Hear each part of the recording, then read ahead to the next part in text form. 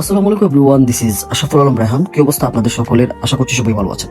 So আগামী 25 তারিখ বাংলাদেশের ইতিহাসের একটা দিন হতে যাচ্ছে, ঐতিহাসিক একটা দিন, যেই দিনে দীর্ঘ 17 বছর পরে দেশে প্রত্যাবর্তন করতে যাচ্ছেন এমন একজন নেতা, এমন একজন লিডার যিনি গোটা 17 বছর ধরে এই মোবাইলের মাধ্যমে দেশটাকে কন্ট্রোল করেছেন। মোবাইলের মাধ্যমে তার নেতৃবৃন্দদেরকে এত সুন্দর করে প্রমোট করেছেন, এত সুন্দর করে সাজিয়েছেন, গুজিয়েছেন। সেই নেতা দীর্ঘ 17 বছর পরে সেই নেতা পা রাখতে যাচ্ছেন বাংলাদেশে। আমি চিন্তা করতেছি, সেই নেতা যখন বাংলাদেশের মাটিতে পাটা রাখবে, দেশের অবস্থা একবার কেমন হবে। আমি বুঝতে পারতেছি না দেশের অবস্থাটা হতে যাচ্ছে কি।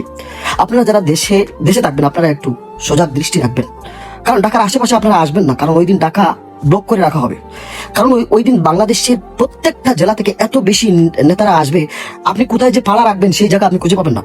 আপনি কোনো মানুষ দেখতে পারবেন না, শুধু মাথা ছাড়া কিছুই দেখতে পাবেন না। ওই দিন রাস্তাঘাট সব ব্লক করে দেওয়া হবে, রাস্তাঘাটে কোনো গাড়ি থাকবে না, শুধু মানুষ আর মানুষ থাকবে।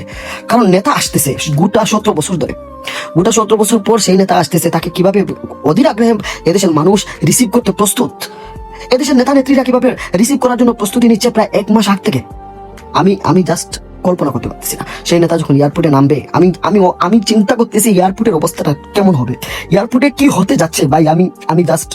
আমি কল্পনা করে বুঝাতে পারবো না যে কি হতে যাচ্ছে। দেশে পুলিশ মোতায়েন করা হবে, সেনাবাহিনী মোতায়েন করা হবে, আর্মি মোতায়েন করা হবে, বিভিন্ন আইন শৃঙ্খলা বাহিনী নিয়োগ করা হবে। তারপরে মনে হয় না যে সবকিছু কন্ট্রোলে নিয়ে আসা যাবে। আমি চিন্তা করতেছি আমার নেতা জনাব তারেক রহমান এদেশে আসার পর এই দেশের অবস্থাটা কি হবে। সবকিছুতে চেঞ্জ আসবে, ইনশাল্লাহ চেঞ্জ চলে আসবে। কিন্তু তারপরেও আপনাদেরকে একটা রিকোয়েস্ট করছি, আপনারা ওই দিন কেউ ঢাকায় আসবেন না আপনাদের কোনো প্রয়োজনীয় কাজে। কারণ ওই দিন প্রত্যেকটা জায়গায় ব্লক করে রাখা হবে, প্রত্যেকটা ডিপার্টমেন্ট ব্লক করে রাখা হবে, শুধু একবার ফাঁকির চোখে এই নেতাকে একবার দেখার জন্য। হাজার লক্ষ কোটি নেতাকর্মীরা বিভিন্ন জেলা থেকে চলে আসতেছে। সেই নেতা হাওয়া হয়ে আসবে না, সেই নেতা ভূমিকম্প হয়ে আসবে। তার ফেরার অপেক্ষায় গোটা দেশ, গোটা জাতি। আমি চিন্তা করতেছি, সেই ভূমিকম্প যখন দেশে আসবে, তখন বাতিলেরা কোথায় যাবে, তখন সেই পরাশক্তিগুলো কোথায় ঢুকবে সেই চিন্তা করতেছি।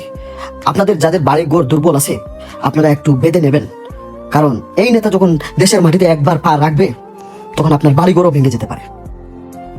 ক্লিয়ার?